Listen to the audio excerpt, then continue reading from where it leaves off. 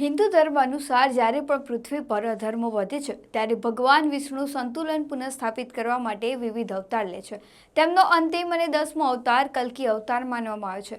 શાસ્ત્રો અનુસાર જ્યારે કળિયુગમાં પાપ ચરમસીમાએ પહોંચશે, નદીઓ સુકાઈ જશે અને મનુષ્યો એકબીજાના દુશ્મન બની જશે ત્યારે ભગવાન વિષ્ણુ કલ્કી અવતાર તરીકે પ્રગટ થશે।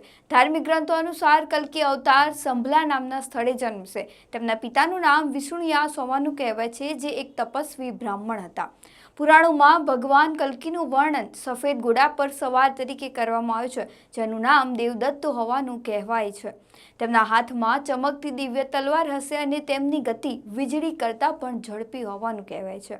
માન્યતા મુજબ ભગવાન પરશુરામ તેમના ગુરુ બનશે અને તેમને શસ્ત્ર વિદ્યામાં નિષ્ણાંત બનાવશે, જેનાથી તે અધર્મનો નાશ કરી શકશે। કલ્કી અવતારનો મુખ્ય ઉદ્દેશ્ય અધર્મ, પાપ અને અન્યાયનો અંત લાવવાનો રહેશે। ધાર્મિક માન્યતાઓ અનુસાર કલ્કી અવતારનો સૌથી મોટો દુશ્મન કાલી હશે, જે કલયુગની નકારાત્મક શક્તિઓનું પ્રતીક છે। આ બળને દૂર કરીને કલ્કી ધર્મની પુનઃસ્થાપના કરશે। એવું માનવામાં આવે છે કે હનુમાન, અશ્વત્થામા અને કૃપાચાર્ય જેવા અમરજીવો પણ આ ધર્મના યુદ્ધમાં તેમને સાથ આપશે। જ્યારે અધર્મ વ્યાપક બનશે ત્યારે કલ્કી અવતાર પ્રગટ થશે અને તેનો અંત લાવશે। તેમના અવતાર સાથે જ પૃથ્વી પર પવિત્રતા પાછી આવશે, જે સતયુગની શરૂઆત દર્શાવે છે।